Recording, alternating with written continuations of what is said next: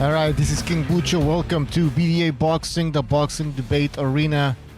Sorry about yesterday. I couldn't do a show, but here we are on Monday. We will be talking about the Beterbiev fight. We'll be talking about, sorry about that. We'll be talking about the Ngannou versus Joshua press conference that we had today. We'll also be talking about something that somebody talked to me about. It's like, well, he said, like, is Deontay Wilder docking Zhang? Because I thought that fight was gonna take place. People were talking about it, and I even made a short video. Now I feel stupid. That fight is not happening. We're gonna have instead Joseph Parker versus Yilei Zhang. So we're gonna be talking about that. Shout out to everybody in the chat: Sergeant, Nightmare, Bray. Who else are we having here? Dark Hado, Alfredo Contreras, Uncle Burnt Apostrophe, Sean Anthony, Jonathan, Action Jackson, Virtuoso. I want to thank everybody also who joined the membership program. Here's the list. I updated the list. So you guys are really helping the show. All right. So let's go to the Discord here. Who do we have here? We have Gonzalo and Mr. BDA. Guys, welcome to the show. Yo. I hope my sound's okay, by the way. Hey, how's it going? Hey, what's up? I think Gonzalo just woke up. Man. Gonzalo, get some coffee, wake up a little bit. And no, but anyways, seriously speaking here, let's talk about Beterbiev. He stopped Callum Smith in the 7th round. Were you guys impressed with his performance? I mean, he was expected to beat him, right? He was expected to beat him, so he did what he was supposed to. But there were I had some, I'm always trying to give the underdog a chance. What can he do to pull off the win? Blah blah blah. And so I thought that it would be somewhat competitive, but from the first round on, Beterbiev just demolished him. Now it's interesting that Beterbiev is a blunt object. This guy is an iceberg.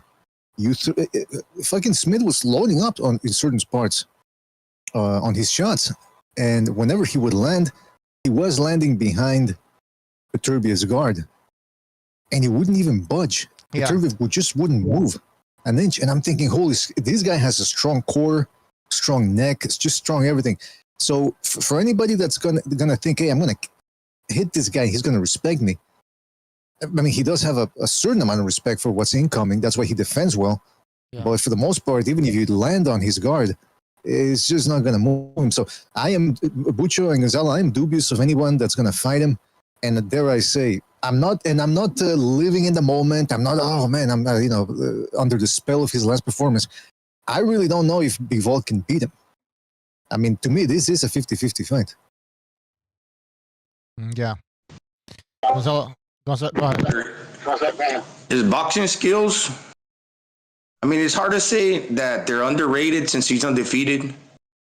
But people will automatically assume that the other guy that got the 2 belts, Bivol, is a way better boxer. But that's not necessarily the case. We've seen some of Bivol's limitations. Okay, even when he tries to go for the knockout, he doesn't get it. It's been 5 or 6 years since he's last knocked out one of his opponents. Mm-hmm. And yes, he dominates.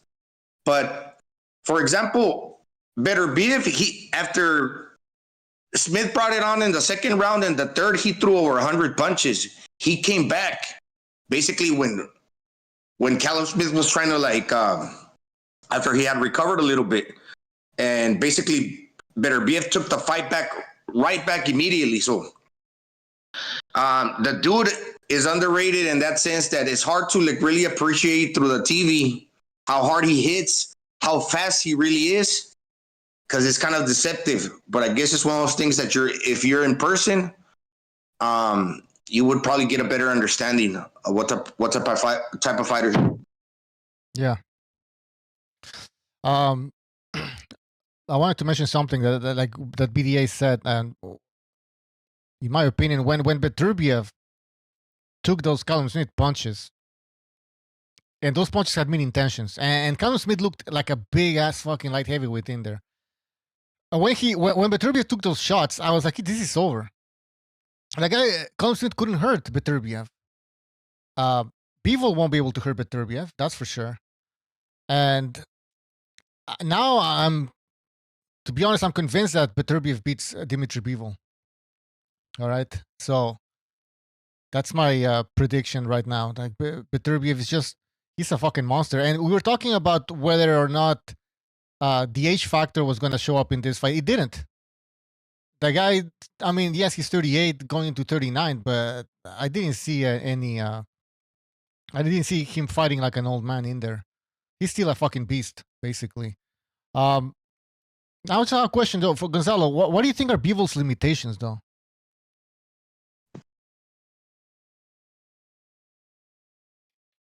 All right, I think Gonzalo's drinking his coffee there. Oh, by the way, guys, the phone lines are open, so you know what? Let's start taking some phone calls so they don't accumulate over here.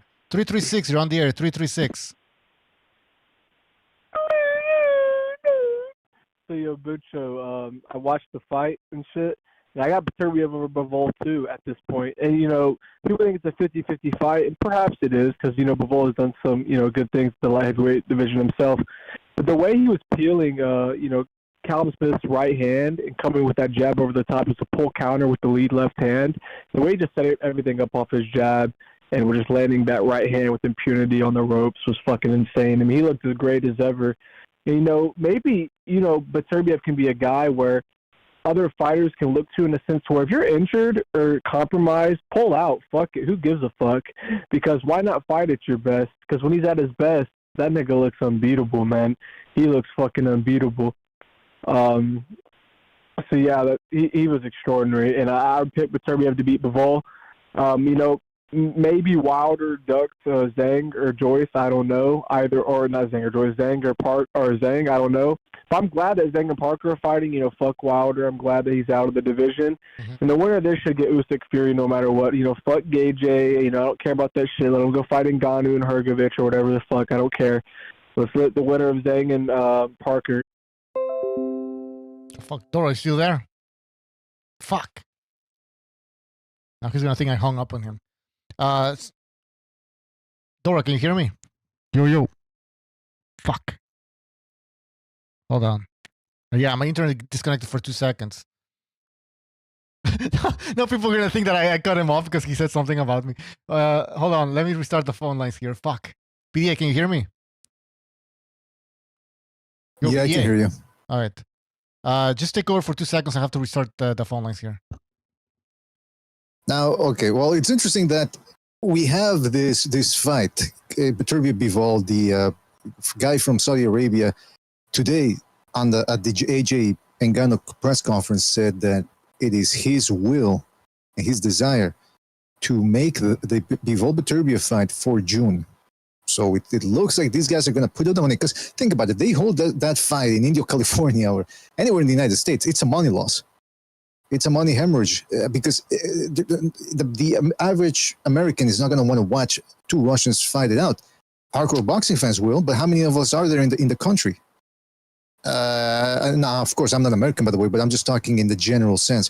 So I think, you know, Saudi Arabia, they're bailing boxing fans out again. Now, in terms of the actual matchup, Bivol is faster than Beterbiev. That's Bucho asked the question, you know, does Beterbiev have any weak spots? He's slow.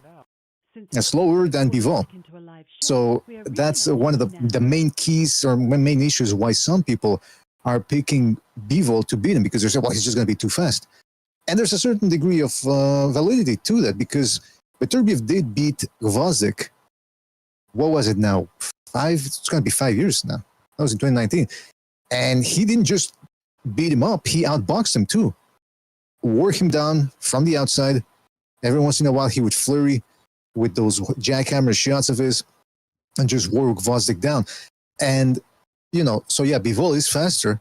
But the flip side to that coin is, it's not like he's invincible and, oh man, nobody has ever managed to pressure him. Zurdo Ramirez, who's as rudimentary as it gets, and who's actually very hesitant to let his shots go, did manage to put Bivol on the ropes in certain spots. And Canelo, who's a strong dude, was able to back Bivol up against the ropes. So if Canelo could do it, I have no doubts that Bivol will be able to do it. Now, also, his main weapon for Beterbiev is he has some short shots in the mid-range.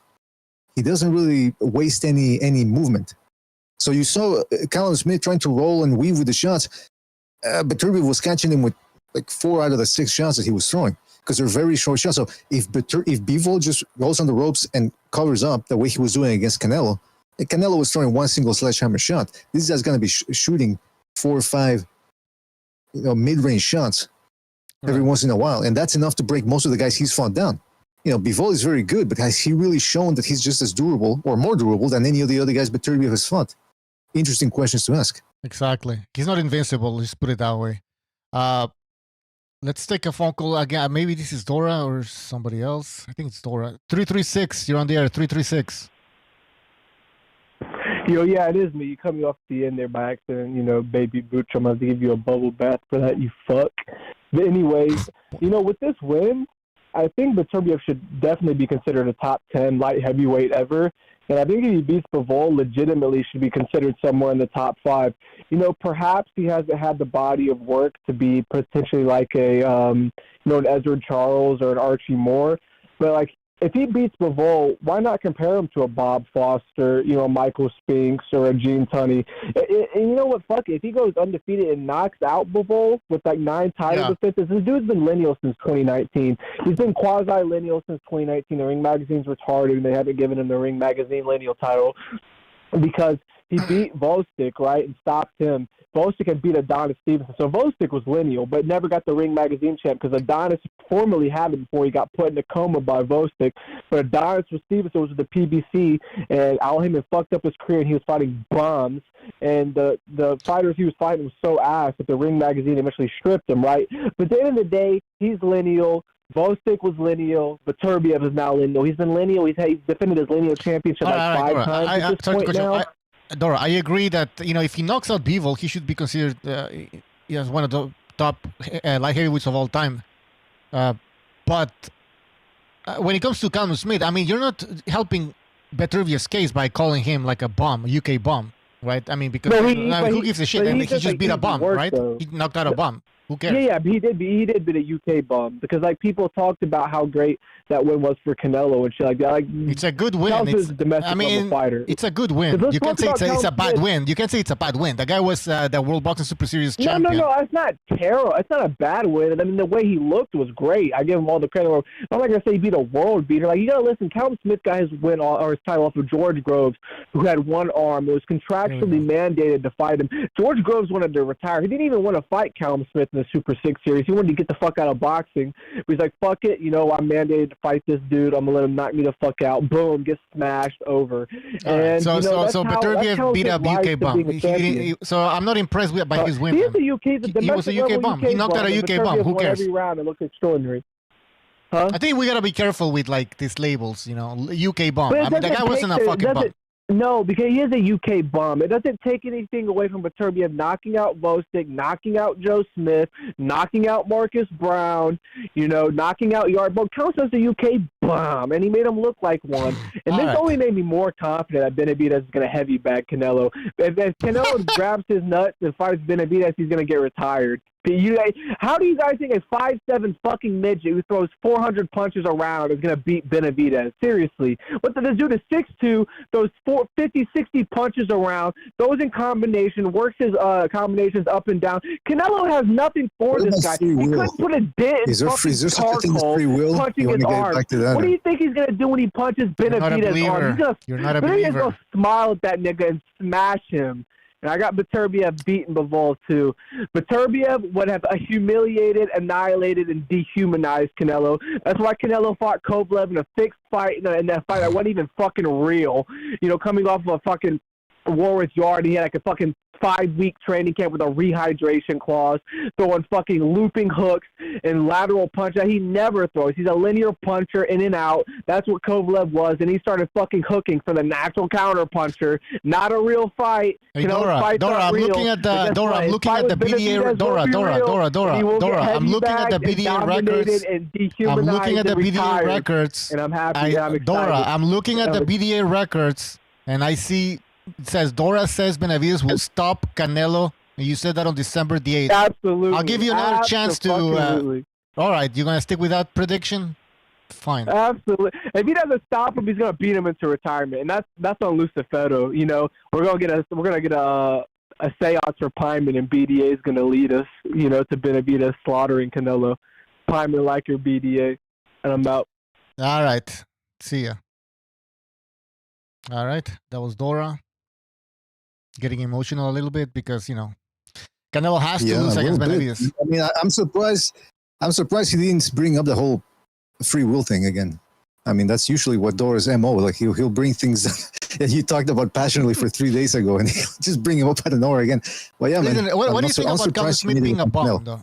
What do you think about Callum Smith being a UK bum? I mean, that's right. That's just a way to disparage people, fighters, because you have agendas. I mean, look, he's had a hard on about the Canelo thing for years. I mean, for months, because he debates about this on open lines, and it just doesn't work out for him. So he wants to be adamant about it. But I mean, whatever happens between Benavidez and Canelo, Callum Smith is not a bum. I mean, I don't think these guys know what bums really are. But I want to get back to the Beterbiev Bivol thing. This is going to be a very interesting fight to make for the Saudis. But in terms of the actual hype of it, I hate to be a Debbie Downer here, but just like with Crawford Spence, and I was avoiding talking too much about that in the build-up to the fight because I didn't want to rain on anybody's parade, but I can't help but wonder, this Bivol-Beterbiev fight, if it happens, it's a little bit of a bittersweet thing because it should have happened 4 or 5 years ago. Right. I mean, fucking Beterbiev is 38. He's only had one fight per year in the last couple of years. I mean, and then Bivol's what, 30? How old is Bivol anyway? Let me check. Somebody can somebody check? now. I'll check now. Yeah, please. The same age as Canelo. He's 33, right? 33. So he's not exactly, 33. yeah, he's 33. So he's not exactly in his prime anymore. And it's the same thing with Crawford Spence. Like all these guys were having hard-ons and ejaculating over that fight. And I was thinking, yeah, it's a good fight. And of course, I was hyped on fight week. But it seems a little past its peak. Right. Now, the good news, though, I think is that His Excellency in Saudi Arabia, he just said that he's very interested in making this Bivol versus Beterbiev fight. He said it today during the Joshua versus Ngannou press conference. I think that fight's going to be made this year. If the Saudis want to make that fight, they will make that fight. They have the money. So When it comes to Beterbiev, there's certain A and B side, like privileges that what one fighter gets over the other. I think in this fight is really important. You guys saw the size of the ring last night, right? 18 feet. It will benefit, depending on who gets to pick, it'll benefit one guy over the other. Because the other guys, the boxer never loses rounds. All the while, the dude Beterbiev got a 100% KO ratio. So little things like that will make a difference. Yeah, Gonzalo, are you saying this is such a close fight that little things like that will make a difference? That's ring size. Yeah, because if you give 2 or 4 more feet on each side of the ring, that opens like a big ass lane.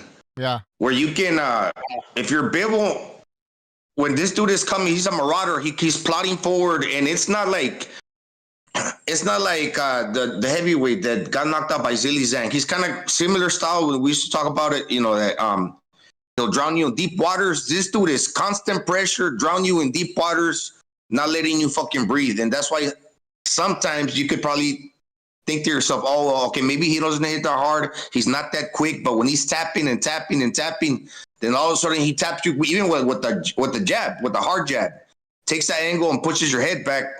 With like a short shot, like BDA was saying, but with shoulder-driven punch, with all the weight behind it, is like, damn, the dude hit hard. So if he's chasing you down like that and you got a small ring, maybe Beterbiev gets to him that much easier. But if the ring's bigger and they devise a game plan, I'm talking about Bivol in this camp, that we know what type of fighter he is, we're not going to squabble with him like that. We're just going to try to win on points. Well, there you go. The other dude hardly ever loses rounds, so he'll probably be more favored to win a decision, in my opinion, if you win the distance. Gonzalo, I know, like me, like myself, fear, we don't, it's not a factor for us. But if you did have fear, who would you be more hesitant to fight? Beterbiev or Inoue? Beterbiev or Inoue?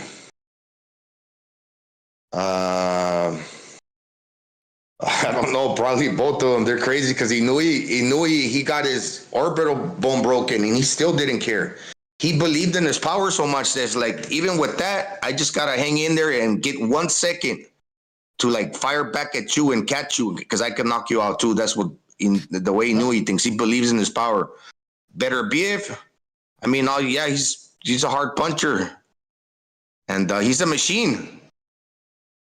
So obviously, yeah, no, those dudes are BDA, cut from a different cloth. Have we ever seen Beterbiev hurt the way Inoue was hurt by Nonito Donaire?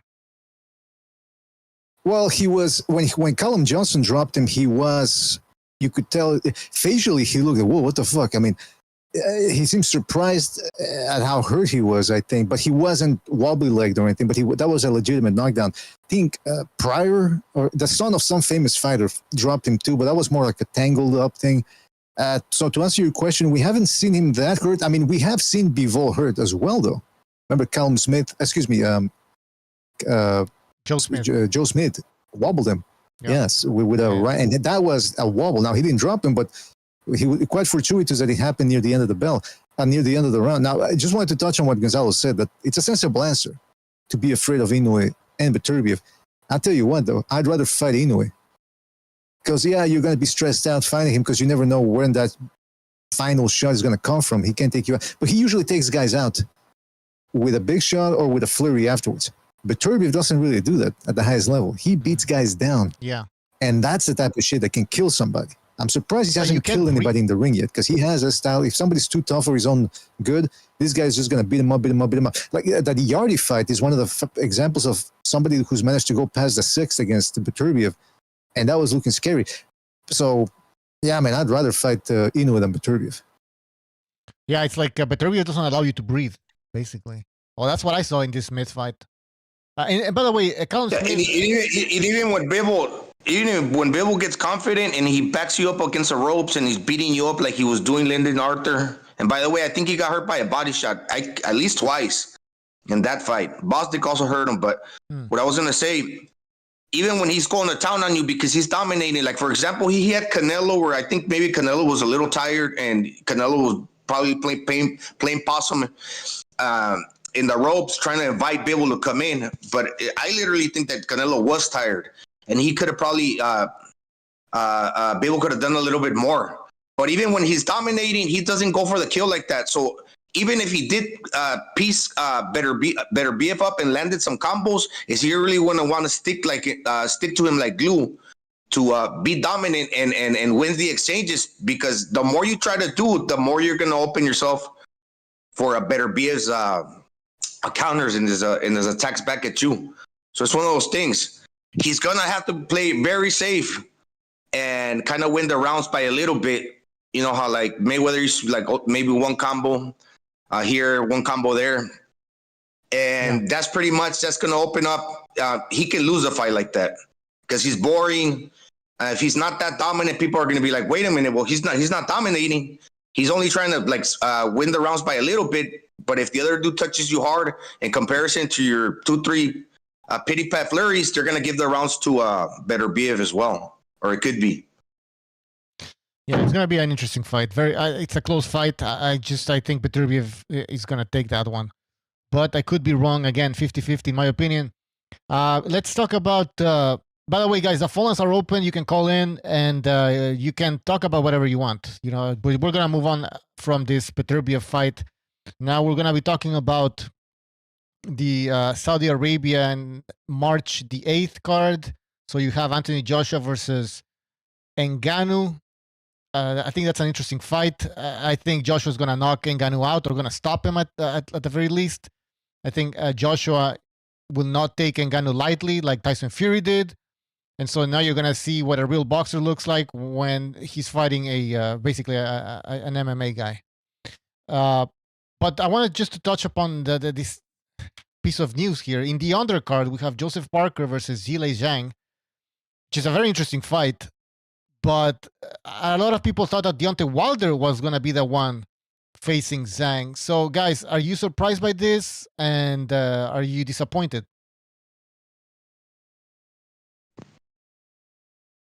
Anybody who wants to go?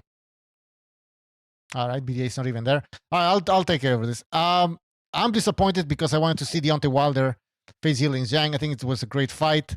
Both men with power. I think Zhilei Zhang would have stopped Deontay Wilder. It would have eventually ended his career, basically. However, thinking this with a different perspective, looking at this from a different perspective, Wilder doesn't deserve that Zhilei Zhang fight. Zhilei Zhang's coming off 2 big wins over Joe Joyce. He's a top contender at this point. Wilder just lost to Joseph Parker. Joseph Parker deserves the Zhilei Zhang fight. So in a way, I think this is a good fight because both guys are right now on a winning streak, let's say. And Wilder, well, he needs to go back to the drawing board. All right, guys, let's take a phone call here. 979, you're on the air. Hello? Yeah, you're on the air. Go ahead. What's up? This is Bruce from Houston. Hey, what's up? Hey, remember when I called in a couple months ago talking about Wilder versus Parker? How I was saying, or y'all were saying too, we were saying how it was a pretty bad matchup, and I remember everyone on Twitter was telling me I was an idiot and shit, and well. Oh, you were right. A lot of people listen. If you're like us, who understand Wilder's limitations, then of course we knew that the Parker fight was going to be a difficult fight, and we actually picked Parker. And I was still, if Wilder would have fought Zhilei Zhang, I was going to pick Zhilei Zhang. I know what Wilder's limitations are. Zhang would knock him out. Yeah, I think he would have ended his career. But no doubt. Yeah, give us your thoughts on this card, the Joshua and Ngannou fight. Are you interested in this? I mean, I think AJ's going to destroy him in 3-4 rounds, honestly. I mean, I'm interested just to see how much better AJ will look against Ngannou than Fury would. I think Fury's going to be retired by then. I think Usyk's going to just straight up have him retired by the time AJ and Ngannou fight, so I don't think that would even be relevant talking about Fury by then. So, yeah, I think AJ is going to destroy him, and that whatever type of hype train they had behind Ngannou, I don't know, but I think AJ's going to finish him, and that shit's just going to be over, this trade. I agree. And what about the Joseph Parker-Zhilei Zhang fight? Who do you have in that one? Man, I think it's a bad style matchup for Parker. I think Zhang is gonna might catch him early, because he has a tendency to get caught early. I remember, I think it was the first Chisora fight, Parker versus Chisora. He got caught like in the first 20 seconds, got fucking dropped, and he was like wobbly for like 4 or 5 rounds after that. He couldn't really. It took him a little while to get back in the fight, but and Zhang knows how to catch. I mean, he caught Hrgovic first 30 seconds of the fight as well. And I think Zhang might take him out first half. Wow. Yeah, it's true. That could happen. Interesting prediction. We'll take the official predictions as we approach the fight. Anything else? You want to talk about Beterbiev? Man, I think that's a 50-50 fight. Beterbiev versus Bivol. I remember y'all were talking earlier about how this is kind of like a Spence versus Crawford, how it's like, over-marinated. And it is over-marinated. Y'all are right about that. But I think it's different because, well, neither of these guys, like, they're not like, Spence was like a party boy and shit, and he went to clubs. But this is different because both of these guys have been, like, fairly clean throughout their career. I don't think they've ever drank or gone to clubs or done anything to, like, hinder their careers other than, injuries. So I think it's going to be pretty, I think they're both still in their prime. Even Beterbiev at 38, I think he's still in pristine shape. And I think we're going to get a good fight, man. 50-50 fight, in my opinion. All right. Well, that's your opinion on that one. Hopefully we get the fights that we want this year. Caller, we got to move on, but thank you for calling. All right, take care. All right, bye. Holy shit. Did I hang up on the wrong person? No. All right. BD, are you there? No, he's not. Yes, I am. Yes, I am. Because I'm editing at the same time. But yes, I'm here. All right. Take over. I need to take a leak. Massive leak. Now it's interesting, yeah. The caller said that the fight is over marinating a little bit, but I mean that's a complaint that I have, but it's not obviously it's not an be all end all. I'm still gonna watch the fight. I'm still gonna be excited about it. I was excited about Crawford Spence on fight night. It's just once you get beaten by the big fight bug or the pre-fight week, whatever you want to call it, bug. Yeah, of course you're gonna enjoy the fight. It's interesting coming into the year 2024. I was almost feeling a little bit, looking at the future boxing schedule, I was feeling a little bit like, well, what's next? Because if you think about it, when entering 2023, we were still expecting Crawford Spence. That happened. Now, in terms of the big fights we wanted, Fury Usyk, didn't happen in 2023, but we're getting it now early 2024. Apparently, we're getting Bivol Beterbiev 2024. So you start thinking, well, what's the other big fight that I want to see? And immediately I think about Bam Rodriguez versus some of the top superflies in the world. Maybe also Inoue versus, I mean, that's an interesting one. Who's left for Inoue at this point? But seeing him fight Casimero would be an interesting pre-fight. Pre-fight, it would be. He's fighting Neri, BDA. You see, I know, but I mean, I'd be more interested in seeing him against Casimero. Because Neri, I don't know, because I think he's weak to the body after what happened against Figueroa. That's just my possibly, but he gave a good fight versus Asad Havanesian. Maybe that was what, fight of the year contender, or did it win? I don't know. Yeah, that's a good question. What was the winner fight of the year? But also, a wish I would have for 2024 is to see some of these lightweights actually fight each other. Because not for nothing, man, but look at that. Usyk Fury are fighting. Bivol Beterbiev might be tangoing. These fucking four queens, these Americans, they talk a lot. Shakur Stevenson was back at it on Twitter talking about how he had a Brutus in his camp, a traitor. Ryan Garcia likes to jump back and forth, even against his own promoters. Haney as well, Tank Davis, but they're not fighting each other. And I'm telling you, entering 2024, I've lost all hope that these guys are going to fight each other. The most we're going to see probably is them fighting on Twitter, Instagram, disliking each other's posts, and that's pretty much it. That's the worst we're going to get from them. I agree, man. It's disappointing. But I think this year is going to be a good year. I think we're going to get some fights done. And we got to thank His Excellency for that, all right? Got to thank His Excellency for that. Did you hear he said, he goes, they're translating for him his statements. And he goes, we want to do new type of promotion. We want to do exciting promotion. Like the poster you see here. Inspired by the video game Street Fighter. I'm thinking, what the fuck? That came out of left field, and it seems so inane. But it was. I like it, man. I like the fact that they're trying to spin it. I'm posting it right now. Geez, huge here, but the poster, it looks like Street Fighter, and I like what they're doing. They're pretty creative. They are adding these themes to boxing events. As you can see, this is the Knockout Chaos card. Looks like a video game, like a Street Fighter video game. And then you have also a poster for the Fury versus Usyk fight, and it has. Let me just put the picture here. It looks like it's called Ring Fire, and they look like they're in a western, dressed as cowboys. This is what a little bit of what boxing needs over here. Boxing is getting stale, stagnant, boring. They need to spice it up a little bit. And I'm glad that the Saudis are taking a new approach, a different approach to boxing events. Now let's take a phone call here. 470-470, you're on the air. Hey, what's up, guys? Can you hear me? Yes, it is Madrazos. No. It's Chris in Atlanta. Oh, okay. Sorry about that. Go ahead.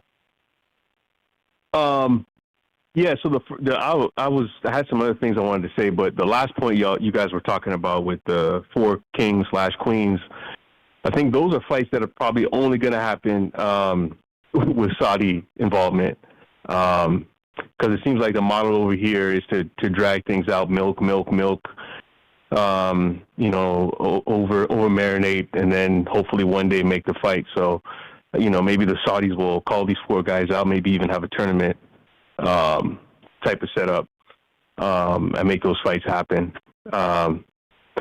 Beterbiev, Bivol. I'm not gonna. I heard the other caller earlier call UK, but Uh-oh. kind of overhype their guys. It's kind of admirable. It's kind of admirable how they back their guys, but he's not on that level. Bivol and Beterbiev. I actually went and looked at the odds. So Bivol's a slight favorite, minus 150 odds, and I just think with his in and out style, combination punching, pendulum movement, I favor him in the fight. Slight favorite ahead of Beterbiev. I think Callum Smith was, he's kind of flat-footed, and he made himself, a target. So I'll slightly go with Bivol. Joshua Ngannou. I think a lot of people don't want to believe what they saw against Fury. I think a lot of people they don't want to accept what they saw. I think a lot of that has to do with Ngannou being labeled an MMA guy. But behind the scenes, if you look into it, he's been sparring with world-class rated boxers for years. He even came up with Carlos Takam, who went, I think, 11 rounds with Joshua years ago. So I don't, any outcome in that fight, I would not be surprised. I wouldn't be surprised if he won. It's hard to go off of just one fight with Fury, but I just think a lot of boxing people, I don't know if they're trying to protect their sport, or they're just, if it's a boxing purist thing, but I just find a lot of people don't want to, like the last caller said Ngannou's going to get KO'd in 3 or 4 rounds. Joshua couldn't KO Jermaine Franklin. In fact, he couldn't. He went all 12 with him. So I just don't see why people think Ngannou is just some guy who's. Again, I guess we'll just have to see the fight, but I think people just need to accept that this guy has been training in boxing for years. He's sparred with likes of Joe Joyce and Carlos Takam and other pro boxers. He's not some guy who just picked up some gloves. He's a tough guy. He likes to fight. And I think his will to fight is stronger than Joshua's, and so I think it's a thing where Joshua's got the skills, he's got the Olympic background and the experience, but again, this is heavyweight, and Ngannou's 6'3", 6'4", 275, one punch knockout power. So I'm looking forward to that fight. We'll see what happens, but I think people just need to start to accept what's unfolding before their eyes. I agree with you. I think a lot of people underestimated Ngannou. I mean, yeah, MMA is different than boxing, obviously, but you still throw punches. And Ngannou, apparently, he had a boxing background, right?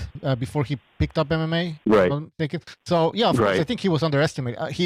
They also underestimated him, and Fury underestimated him. And I don't think Fury was 100% in that fight. His physique, I know he's never in tip-top shape. I mean, he's never going to be cut or anything, but he did look like shit more than before in that fight. I think AJ is going to take him seriously. So I don't think he's going to knock him out in 4 rounds just because AJ is not going to... because AJ is going to respect Ngannou. But at the end of the day, I think he will stop Ngannou. But I might be wrong. We'll see. What else? You want to talk about Beterbiev? Oh, you already talked about that. Okay, so yeah, go ahead. Yeah, I talked about Beterbiev. I'm gonna go. I favor Bivol in that fight. Yeah, I remember. Yeah. All right. Anything else? No, I just think that I don't know if you guys have done a show talking about the Saudis and boxing. I talked about it at the beginning of the show, but there's been some criticism from the UK and I think what's his name over with the former PBC. What's that short guy's name? The guy who ran PBC, Showtime Boxing. Espinoza. Yeah.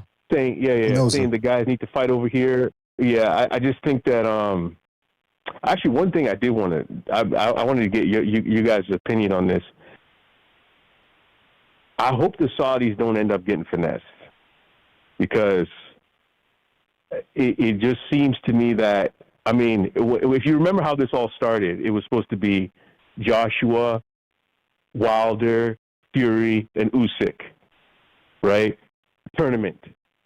I think it was supposed to happen last year in December. That never happened. We got Ngannou and Fury. So it looks like it's like the U.S. promoters, UK promoters have gotten together, you know, and they're finessing, and it's like they're dragging this all out, right? It's like they present Joshua, Wilder, Fury, and then the fights don't happen. They present other fights. So it's like the same tactics that are used over here, but they're just doing it over there, and they're getting a lot more money for it, you know. It's kind of like a girl who's telling you you're going to get some, and she's just dragging out the dates and the time. And, you know, I feel like that's what's happening with the Saudis. I hope that's, you know. Well, we're getting Fury Usyk. Put their foot. Yeah, we'll see if they get in the ring. When they when those guys get in the ring and the fight and the bell, you know, rings, then that's true. Then I'll believe that fight's happening. But I mean, we're talking about Wilder versus Joshua, but Wilder lost, right? Yeah. Well, again, I feel like they could have just went straight to that fight instead of having Wilder, because Wilder, there's no track record with Wilder to say that this guy would definitely beat or even have a good chance to beat Parker. That was a very risky. If the fans wanted to see Joshua Wilder, they should have just made the fight. You know, because I don't know what was possessed their minds to think that this guy was just going to have a walkover fight with Parker. I mean, you even saw Wilder after the fight with his hands up, you know, trying to act like he won, because he knew that, you know, they wanted the Joshua Wilder fight, so he was just trying to play it off. But I never heard any. Once I saw what's his name, Parker, and how he looked, I said, what are these guys doing here? But anyway, I just say all that to say that I hope that these guys make the fights happen, and they're not, you know, we don't start getting things dragged out, you know, over time, and they just suck up all that Saudi money. All right. Well, we'll see. I think they're on the right path, but you never know. You might be right. They might end up just becoming like the problems we see on this side of the world. All right. Exactly. Thanks for calling. Take care. All right, guys. Yep. All right. Hey, Butchers, are there more calls? No. Can I? It's sticking to. By the way, don't forget to hit the like, fellas. Hit the like. Hit the like. Hadouken! Jeez, instead of the Saudi Arabia thing, one thing that I do see that could become a problem is the reason why these fights are happening is because the Saudis are putting up the money. And that's one of the things that usually holds back these fights, this side of the pond. It's the money. These guys ask for too much money. Crawford spends, like Steve Kim said, during negotiations. He said the problem is these guys are asking for too much money, and they're not going to reach 1 million pay-per-view buys. So the event is going to be a bust out. But these guys want to, so that could become a problem with the Saudi Arabians. Yes, they're paying now, but what if, for whatever reason, all of a sudden they decide to cut off the gravy train? Are these guys these fighters still going to be expecting to get paid, $5 million per fight? Also, it's going to depend what happens on this side, though. If boxers understand that they won't get any, like the best pay that they will get is in Saudi Arabia, they will have to accept whatever they're offering, even if they decrease the amount that they're offering. I mean, things are right. But what I'm saying is essentially it's all dependent on the Saudi money. So as long as it keeps going, everything's hunky dory. But if suddenly they were to stop, that would become a problem, because then these guys would be like, hey, I still want to get like Wilder, Parker. I think Wilder got a good payday out of that. I don't think he would have gotten that either in the UK, New Zealand, or the United States. Definitely not the United States. Yeah. So they have to put competitive fights, because the one in Riyadh, all the fighters that were supposed to win probably won except one fight, and the B-sides, or like the lesser skilled opponent, some of them dudes were straight trash, man. They weren't good at all compared to the to the fighters that they were facing, the champions. Look at who fought Bivol, all those heavyweights. The Mahmoud fight was competitive, and I think he wasn't supposed to lose, and he did. But basically, it was a very predictable card, right? So they got to put competitive fights, and they got to take lightweights. They got to take fighters that throw hands, like the popular divisions over here. The fights that a lot of us like the 35 pounders, the 40 pounders. Maybe not the welterweights because they haven't fought in a long time until just recently, but have competitive, exciting fights, and that'll mean that the people that are forking over the money, if they fall in love with the sport, because these people are rich. Once they get bored with something, it's on to the next thing. The exotic cars. This is their new project right now. Yeah, shitting on women. But I mean, that's what I'm saying. It's dependent on the money that they're going to keep on. But as long as it keeps flowing and they see that, because Butcher, you said that they have a long-term plan to become a sports capital. And right now they're just beginning. It's not like a lot of people are flying over there now, but you just never know. Within time, it might become a tourist hotspot. And you know what could actually be good too, positive, is if the Qataris, or how do you say Qatar, people from Qatar? Qatar, yeah. Qatarian. UAE. Call them Qatarian. Qatarian. Anyway, if they start trying to compete with Saudi Arabia and say, hey, we want to hold some boxing events too, then that's going to create competition, and that's going to be beaucoup money for everybody. But I also want to say one thing here. In terms of this fight, think about the card we had, the Day of Reckoning. I'm looking at the Ring Magazine awards that they just released. Guess what was the event of the year?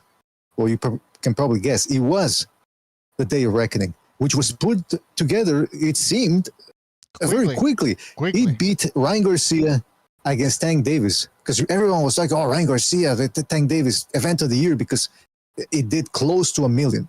They're saying it did 1 million. I don't believe it. What was the undercard? I'm skeptical.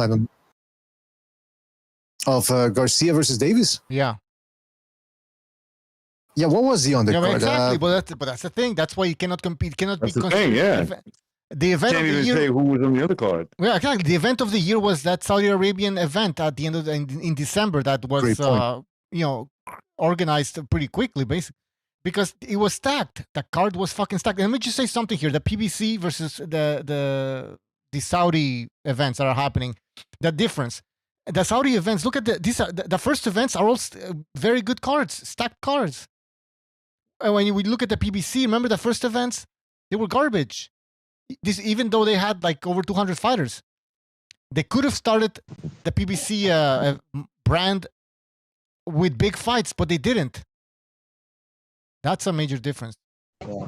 These guys are for real. You know what? The Fury event, that was a cool event too. Not only because, the fight was all right, because of all the champions they took over there. That shit was pretty fucking cool. I never seen that before. Yeah, that wasn't bad. This one though, that's coming up for is it for Fury Usyk? I think they got Jay Opetaya rematching Brady's. I mean, that's an okay fight. Brady's is 39 years old. He hasn't fought since that Opetaya fight, which was in the summer of 2022. So it's going to be over a year that he's been off. So I don't know, man. I don't know how good that one's going to be. Although that dude Brady's did give Opetaya his toughest test to date. But by the way, just to remind people what Davis Garcia, what the undercard was, and you can understand why I forgot who fought. Beck the Bully rematching Gabriel Rosado. Now, okay, I understand on paper that seemed like a decent fight because it was a back and forth affair for as long as it lasted the first time. But this time it was one of the most boring fights of 2023. Then they had Elijah Garcia versus Kevin Salgado. That was a good fight. But again, it's not exactly too big. The biggest names. Elijah Garcia is still a baby right now. And the co-main event, as they like to call it, David Morrell versus Yamaguchi Falcao, who looked like a Bollywood star, fell in less than a round. That was a horrible matchup. So yeah, that was the undercard right there, fellas. Yeah. Can't believe we forgot about it. I can't believe it. Great undercard. But that's Saudi Arabia. It might be the future. It might give boxing a lifeline. So I'm excited about what's happening over there. I'm not gonna shit on them just yet. So I'm gonna give them a chance. All right, we have Recognize and Mitch is Recognize. You want to give us your thoughts on Beterbiev versus Callum Smith? I mean, yeah, it was a dude. Like that guy's probably the most scariest fighter in boxing. I think, at least pound for pound wise, he's hands down the scariest fighter. You know, he does like everything really good. He doesn't waste any punches. I find it amazing how he can subtly just get in. Like he'll slip a straight punch from his opponent, like with Callum Smith, get on the inside, and then he's punching in angles, he's pivoting. And it seems like every time he does that, once he gets in, these fighters can't adjust. They can't stop it. And he's hitting them with short punches. He kind of reminds me of Lomachenko, but with more power. Maybe Loma has more dynamic footwork in that sense, but they kind of have like similar approaches. They throw short punches on the inside. Beterbiev is just like a machine, bro. It's hard to hurt him. I think he's gotten better his last 5 fights. I think after he got knocked down his last time, I saw like an improvement. I was telling BDA, I forgot the guy's name. I saw when I saw like a huge improvement from him was when he fought that Serbian dude from New York, who was living in New York. I forget his name. I think he fought Marcus Brown, and a lot of people thought he beat Brown. When he destroyed that guy going into that fight within like 4 rounds or something like that, I started seeing some of the stuff that he's doing now, just more perfected, because he kind of always had that style as a pro. It's just more confidence. And one of your callers said, and I agree with him 100%. He said, yeah, Beterbiev is 38, 39, but he's in pristine shape. Like he's still in the best shape that he can possibly be. So 20 fights. I don't see him throwing 20 fights. That's it, you know. So Yeah. that's another thing that's probably got him refreshed. But I know he's had a long amateur background. But yeah, I if he was to fight Bivol, I always thought this. Don't get me wrong. I think Bivol has a huge shot of winning. Definitely, he can pull it off and win on points. But I'm going to go with Beterbiev, man. He's stronger than everybody. He gets on the inside always. And once he's on the inside, these fighters freeze up, man. They freeze up. Maybe Bivol could do some adjustments to avoid that, but I think eventually he catches up with him. I agree. And because of his strength and his condition, he gets him and he beats him. He beats Wolverine. This guy's Wolverine. He cannot. Yeah, he is. He looks like him. He's Wolverine, bro. All right, guys, let's take a phone call here. Mystery caller. All right, you're on the air. Yeah, I wanted to make a comment about the brother that was just talking right now. All right. I don't agree with his assessment about the fight. I don't think he looked like Lomachenko, if you ask me. I think he's got a different type of fighting technique. I just want to say a shout out to all the black people out there for Martin Luther King Day. Have a good day. Thank you. All right. Interesting call there. Thanks. I like how you call me his brother. Thank you, brother. Anyways, fuck, now I forgot what we were talking about. Yeah, Beterbiev. Just imagine if he knocks out Bivol. So how many fights he got now? 20. He'll have 21. He's really starting to make some noise, and people are paying attention. Because remember Edwin Valero, he died young, but he had 27 fights, was world champion, and all his opponents he knocked out. So when you start, now you're, yep. That's a good point. Yep, he did knock all of those dudes out. 27-0. Starting to make waves. Yeah, I know. Yeah, people are really starting to notice. Yeah, more than Valero. I mean, Valero never. I don't think he ever became a world. No, he didn't become a world champion, right? So. No, he was. No. He defended the title. Yeah, he was. Was he? Oh, yeah, it's true because he had that WBC belt and he showed it to. WBC. Yeah. Yeah, he was with the government of Venezuela. He beat Vicente Mosquera, and then he beat I can't forget his name, dude. This is the Mexican dude from TJ. DeMarco. Damn. DeMarco. Yeah, DeMarco. Yeah. He retired on the stool. Yeah. And then DeMarco. Yup. And then he still fought well after that, and I think won back a world title. I place. He still had a lot of thread in his tires. I put him in the same category as him and Ike Biabuchi. You know what could have been, basically. Although That's a good comparison, bro. Yeah.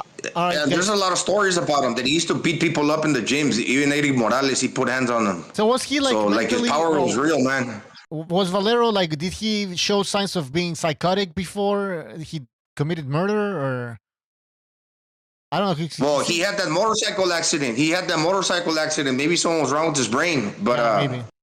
They say he used to train like a madman, like he was possessed. So he had like a strong will. Probably crazy, I don't know. Well, that sucks. Anyways, yeah, too bad. I don't like to think about these things because, man, he could have been. Who knows where he could have gone in his career.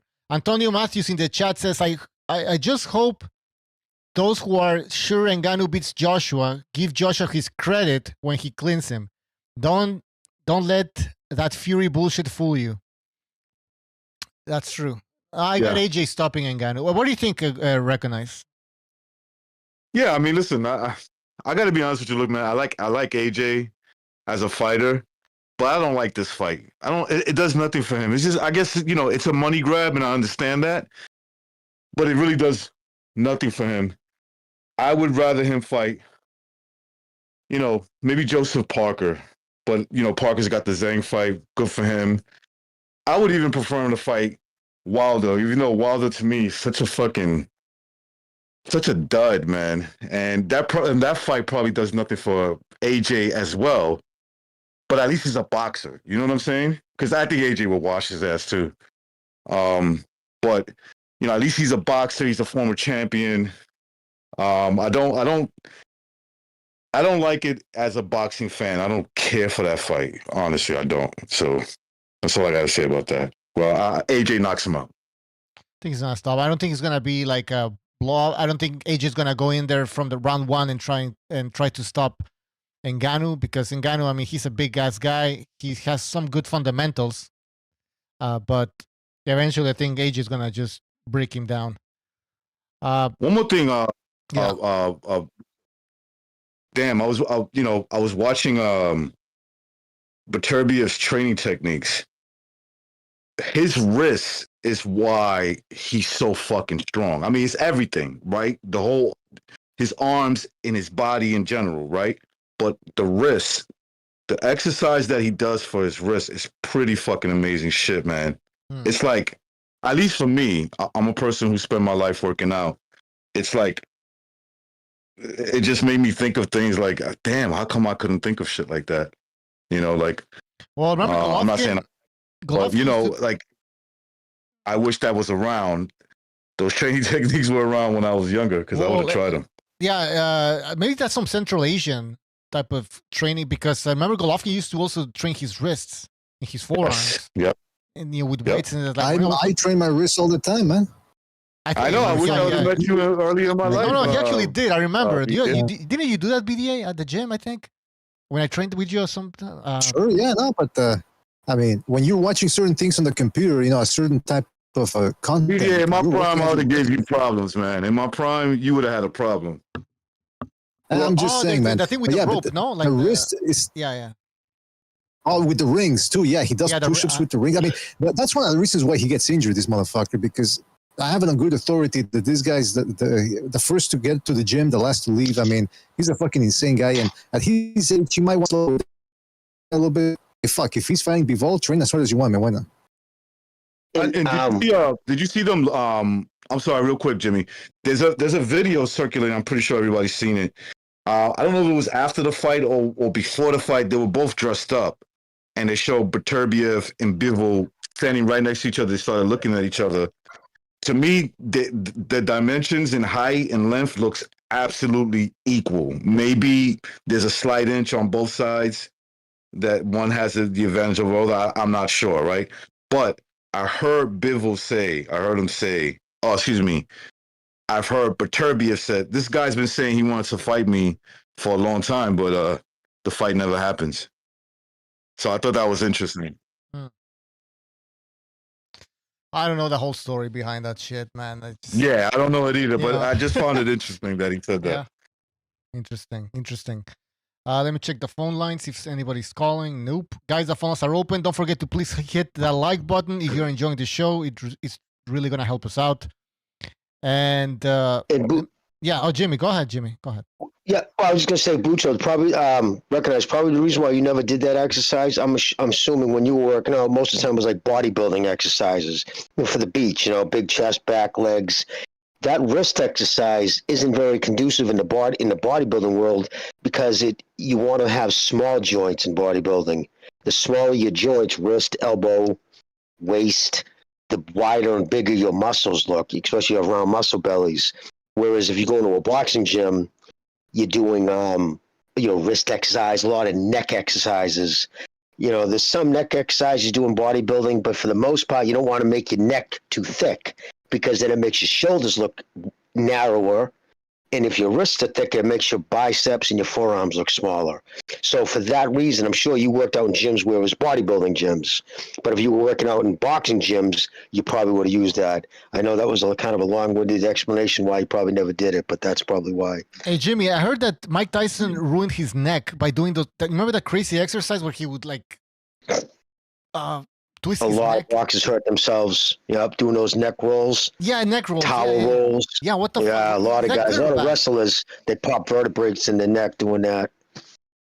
Yeah, I still get pain. I still get pain from the lower part of my neck all the way to my traps from doing those fucking neck exercise. They do fuck you up, man. They do. Fuck. Yeah, it looks fucking painful. I never did that shit. What the fuck, man? Anyways. Yeah, I do those sometimes, the neck rolls. Wrists are very hard to develop too. One of the things to maybe work on your wrist, well, for sure, actually, is dead hangs. Just hang off a bar. Yep. That's good. Yeah. That's a good strategy for sure. I was impressed with him. It's not so much his wrist; it's the forearm strength. He takes these dumbbells. I was estimating somewhere around maybe anywhere from 30 to 40 pounds, and he shoots them up in a like in other words, like jabbing up. You're jabbing upwards. He does it in both hands, and he does sets of those. I'm like, yeah, that makes fucking sense. Look how he punches. When he punches, he kind of punches up, and you can see it doesn't look like much, but when he hits these, he hits his opponents, they look like they're like, holy shit, what the fuck? This dude punches really hard. Yeah, and since they're short shots, and he, like you're saying, the wrist exercises, you get no flex. There's no give in your wrist. So basically, them short shots with all your weight behind it, there's no bending of the wrist. So it's like one unit, one solid unit, the punch. It's all the weight. It's not just an arm punch. that's crazy, man. These guys are Terminators. Let's see, guys. If you want to call in, the phones are open. Jimmy, you want to give us your thoughts on the Beterbiev versus Callum Smith fight? Yeah, it was the typical. Yeah, I can take his power. And then you can see in the first round, you can almost to the second where he changed. He stopped turning his punches over. He totally became a defensive fighter. The fight was won right there. Once you stop selling out and turning your punches over and throwing all on punches because you're more concerned about what's coming back, it's over. Now you're completely at he's set his pace. He's getting comfortable in there. Beterbiev walked in on that guy like he had no power. He wasn't showing him any respect because he saw that he wasn't turning his punches over. What happened the first round, Beterbiev, I think he's kind of learned, hey, listen, I'm not going to sit there and try to, I can figure these guys out, figure the timing, but I'll just start fast. I'll just let these guys taste what I'm bringing. And again, it just changes. I don't give a shit what you train for. You get cracked in the fucking head by someone with true power who's just powerful like that. Another thing that's intimidating with someone like Beterbiev, when you grab him in any kind of a clinch, it's like grabbing a fire plug. It's like everybody, a fire hydrant. Like they say, you grab Canelo. It's like, holy shit, he's just a ball of granite. And it's psychological. You're like, holy shit, I couldn't even move that guy.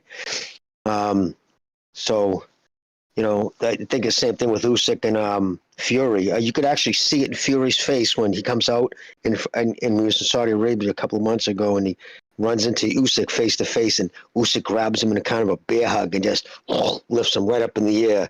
And Fury kind of jokes around with it. But you could see it in his face, like he was, wow, this dude is strong. So Shit. I think you're going to see a lot of dance, and you're definitely not going to see the Fury you did against Wilder. He's not going to go out there and try to bully him and try to fucking guarantee you. I see a lot of people think he's going to go out there and try to, put it on him the way, he put on Wilder in the second fight, went out there and just was totally offensive. You're not going to see that Fury against Usyk.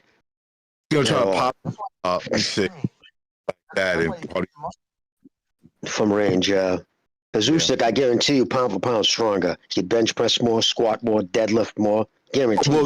Well, He's Just got size, long that's the only arms. thing Fury's got. Why do you say that, Jim? What's that? Why do you say that? Well, 6'9". Have Yeah, you ever exactly. seen a 6'9" guy squat a lot? They're gangly Yeah, all over that's what the I was- place. yeah. You know what I mean? So he's just a shorter, more compact guy. You can see it in his neck and stuff. But it's the size, that length that Fury has. That's going to be his. He's going to have to stay. I believe he's going to try to stick five, use his size to his advantage. But he does not have the strength advantage. So, Jimmy, He let me just tell you, doesn't. go ahead. Beterbiev started his career earlier. I think What's Beterbiev that, could buddy? have. Had Beterbiev started his career earlier, a little earlier, let's say, I don't know, 5 years before he did, I think a guy like Beterbiev would have probably went up to heavyweight and been a challenge for Usyk. A big challenge for Usyk. Yeah, I mean, how tall is he? 5'10"? More than the amateur. Yeah, They fought. They did. That's what I mean. Those fights, they're very similar to the Brady's fight that they had, that Usyk fought Brady's in the pros. The difference is Beterbiev hits fucking harder than Brady. Well, not that much harder. I mean, Brady is a cruiserweight, but you get the point. Is Beterbiev was throwing combos in that fight and going to the body and following up the right with the left hook. So, yeah, but Usyk said it himself. He said that the hardest fight he's ever had as an amateur or as a professional was against Beterbiev. I believe the exact quote, but he said something along those Who lines. ended up winning that one? I think they split it. I think Beterbiev won at the World Championships, and then Usyk beat him in the Olympics. Holy shit. Interesting. Plus Usyk's draining weight then too. He's still losing weight. Like he's grown into heavyweight now. Now he's not having to really get himself emaciated. He's not eating muscle now. He's more concerned about keeping his muscle at a certain. He's just working for that perfect conditioning spot. How many fights they had as amateurs, Jimmy or BDA, whoever said? Couple of hundred, I believe. 265 or some shit. How many times they fought each other? I don't know. Beterbiev and Beterbiev, whatever. And I think it was two. Two. Okay, it was two fights. Hey, Jimmy, I'm sure you heard about the Joshua versus Ngannou fight in the undercard, Joseph Parker versus Yes. Zhilei Zhang. What's up with Wilder? I mean, there were all these rumors that Wilder was going to fight Zhilei Zhang, and that fight it's not happening now. What's up with Wilder? Well, I think that rumor was started by like a content contributor, a popular guy on YouTube, and just said that's a fight he wants to see. It's one of those things that grab fire. It just would happen because of a couple of reasons. The money they're going to offer Wilder for that fight, he wouldn't accept. Right? There's no money in it to fight Zhang because the popularity isn't there on either one of them. If you kind of see just how Hearn talked about it, the Arabs put up a lot of money for Wilder in their eyes. Whatever, they put up a lot of money, and he didn't show up. He didn't even try. We all saw his performance. No need to go over it. They want nothing to do with the guy. They're like, you got to do something to get. He's not, in their eyes, ready to go up, and they're not probably offering the money to go do something like that. And plus, I think, come on, if you're running scared from Parker, Zhang with that straight left hand is going to fucking knock your brains loose. I think it would have knocked Wilder out in 2 or 3 rounds. I think Wilder's spent. I don't think he takes a shot well anymore. I know he's not. He's more afraid than ever to take a shot because I think he knows he's spent. So I'd be surprised to see Wilder fighting again, but we'll see. But he needs to improve himself. And there's all kinds of problems there because he doesn't really have any representation because he already kind of walked away from the PBC. And the PBC's having all kinds of problems right now because you figure they're almost into March. They were supposed to have their first shows in the first week of March. I believe March 2nd, or the first weekend in March, they were saying we're going to have shows. That's obviously scrapped now because there's nothing even being reported. And the reason being, there's no money. He's probably still trying to find investors to put on this money. You just go down the line, Stanionis, fucking this guy Zephyr, the guy that the middleweight that they him and put on the shelf for a year, didn't pay him, didn't get no money. Danny Garcia, Lara. You just go through the stable of guys who haven't fought in forever, who are still under the PBC umbrella. There's all kinds of trouble there. Just because they have this thing with Prime doesn't necessarily mean the PBC is going to survive. I don't see how it can in its current form without any financial backing, without the Showtime $50 million a year working budget. And I got to add about that Ngannou fight, I hope he fucking knocks Joshua out just for taking this cash grab because you got buku money, guy. And this is all that is just padding it. Right? It's a cash grab. Like I agree with everything Recognize said. I like Joshua and shit, but I don't like this fight. I don't like it. It is a complete cash grab. Fight Wilder again. But there's more money in it. The reason being because the Arabs are probably like, yeah, we'll pay for Ngannou. Think about that as Wilder. The Arabs are willing to pay Ngannou, but not you. Yeah, that's what I'm saying. Wilder, Wilder. I've heard criticism of AJ. Oh, he's ducking Wilder. I'm like, dude, Wilder fucked up. You moron. Yeah, now yeah, that's all on Wilder. Recognize. Exactly. Yeah.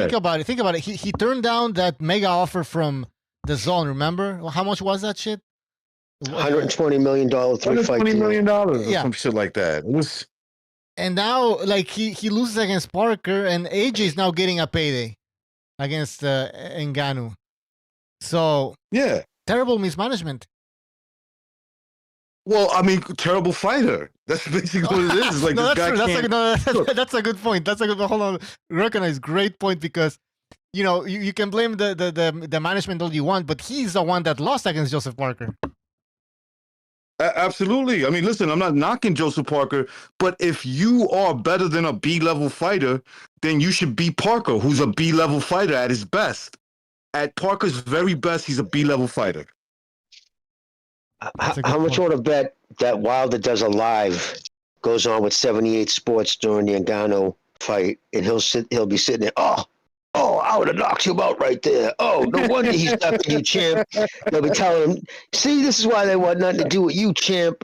And that's what they want to do, That's why he wanted to fight Somebody was Ngannou. Joseph Parker beating him up. I mean, if Ngannou AJ goes 12 rounds, you're going to start hearing all this bullshit about how Wilder would have been a bigger threat than Ngannou and how AJ's done, blah, blah, blah. Let's make the fight. Let's get a payday going here, Well, you're going to see a better Ngannou than we saw against Fury. Listen. The reason being because he already got one under his belt, and now he's boxing, and he's gotten probably more boxes around him now. WBC. Wilder would have went in there trying to knock him out with one punch, with no expectation, and as soon as that didn't happen, he just would have broke apart and just did nothing against AJ. I already know what's gonna happen if they fight, bro. He's not gonna he's there for a payday. He's not gonna really try to go in there and beat AJ because he probably knows he's garbage. Like, if there was any time for him to beat him, it would have been in the past. Like right now, dude, Wilder he's garbage, bro. He's not even strong anymore. What do you think about his mental state? Because right after he lost against Joseph Parker, I didn't see him disappointed. I saw him actually kind of happy. Like the same thing. wasn't disappointed. It's like I know I was gonna lose this fight if I don't knock this out within 3 rounds. I know, like he could see it in his body language. He was like, "Yeah, that's all I have. I don't have anything." Yeah, he was acting like he was doing, well, I kind of sacrificed myself to give Joshua the confidence to win. What about that narrative they were spending? You see how Joshua hasn't looked that good in years? He did that shit because he knew he was going to have to fight you, so he was all confident. Like, what are you talking about? Knew he was going to have to fight? He's already signed the contract. You guys are already contractually obligated to fight each other. Well, Jim, I mean, the dude is just a delusional. Guys, is it possible that guys, is it cockier, and it had nothing to do with Wilder. Remember when he knocked out that mandatory Pulev? Yeah. Go see how Wilder was, AJ was acting that night after the fight. He's strutting, smiling, going up to him. He's shaking his hand, all aggressive and shit. Come on, bro. Like they over exaggerating this shit. Hey guys, you think that Wilder maybe thought that even after losing against Parker, that he was still gonna get that AJ fight? Is that possible? I think so, man. Maybe he was like, okay. Of course, because they signed the contract. Yeah, exactly. So he probably thought it was gold. Like, whatever, it's already signed. It's going to happen. They want to see it. Like because him and his sycophants bought into the hype that he was this most powerful puncher in boxing history and all this other garbage. And they never stopped to say, wow, dude, you literally never fought anyone good. And the first time you actually did was Fury, and you lost a trilogy in about as one-way fashion as you can possibly lose it. And other than that, all you've ever done was fight cans after cans. And exactly. So, hey guys, just in the ridiculous. chat we have somebody called in the chat. We have somebody called Jim TC. He says, "Did you guys say that AJ was ducking Wilder before AJ fought Usyk?" We never said that. Never. Usyk is a way better. Usyk is a way bigger threat than Wilder. Yeah. Right. I know. Who ducks Wilder to fight Usyk? Usyk would have fucking Wilder punching himself. But it's a little cruiserweight, Jimmy. It's a little cruiserweight with no power. Wilder, he had all these experiences, but they were cherry picks because he never really fought a mandatory. Maybe one time prior to losing to Fury. So right now it's more difficult because you got to understand that you got contenders out there like Zhilei Zhang, Hergovich, these dudes that are 1 or 2 steps away for challenging for a title if they continue winning. Now, Wilder's lost. If he's going to get a title opportunity, he's got to face one of those dudes that's in contention. That's why when he became champion, when he beat that dude, the Canadian dude, the Haitian Canadian dude, okay, you got the belt now, let's cherry pick. And it kind of worked out well. But now, no, he got to face the killers just to get a title opportunity. He'd probably go life and death with Charles Martin right now. Okay, well, yeah, maybe. Hey, Joyce. Sorry, at Dubois. that level, What about Dubois? Sorry, I think Dubois knocks him out, probably, man. Dubois is not a bad boxer. Oh, Dubois? No, Yeah, Dubois beats him. Yeah. I thought you said Charles Martin. No, sorry. somebody said Charles. Jimmy said Charles Martin. I was like, okay, fuck, I don't know, maybe. No, he's probably at that level. Maybe Wilder's a little better. I think Dubois beats him. If he doesn't if Wilder doesn't knock you out within the first 3 rounds, it's over for him. He doesn't know how to do anything else. He's a bum. He's always been a bum. That's it. He's just terrible cardio too. Terrible cardio. Yeah. Doesn't do any cardio at all. Are we being too harsh on Deontay Wilder now because he lost? No, because for too many years he got fucking. No, because I'd say for too many years he got a pass. He was all held up on smoke and mirrors. I mean, remember after that trilogy, people he solidified his spot in the Hall of Fame. The only reason Deontay Wilder should be a can of soda if he was there to cut the lawn. That's the only reason. Hey, 9 title defenses. I believe 9 title defenses. 9 WBC title defenses. And 5 of them were against people who weren't even in the top fucking 20 ranked. That's terrible, bro. Jimmy, how or everybody, how is Wilder gonna be remembered 10 years? Hype 20 years? job, the ultimate hype job. And I think he's going to be remembered honestly for the Glovegate shit. That really stained his I know. career. Like he Come doesn't on. realize How big seriously was the that? damage he did to his reputation with that delusion. And because a lot of pundits like Joe Rogan talked about it. Like people who really don't cover boxing. Like what the fuck? It was embarrassing. It was embarrassing to the sport. Showing up with his headphones on the third fight, holding it at the same place that supposedly was in cahoots with trying to murder him, a year earlier. Just, it's so farcical. And, yeah, I think How that's his did Wilder get away reputation. with this though? Because he's still talking about it, from not as much as before, obviously, but he still, from time to time would say, "Oh yeah, he cheated." Like, how does he get away with I know, this? I know what I know. Believe me, I could say some things. Well, how come he was never challenged by the commission or Tyson Fury's camp?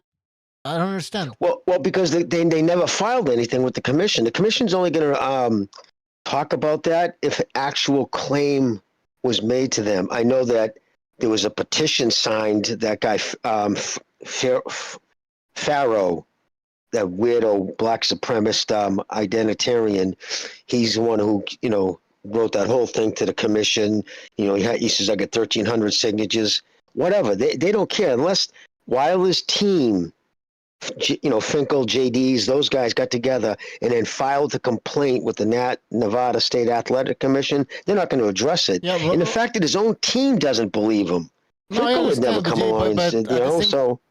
Sorry to cut you off, but Wilder is a big name in boxing, right? And he's making these claims, these accusations.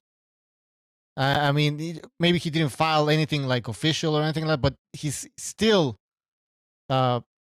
destroying the reputation of the Las Vegas Commission. Yes, he did attempt. They should have. You're right. They should have put out a press release like, Mr. Wilder is more than welcome to bring this, but we can tell you on our end, nobody on the commission did anything illegal.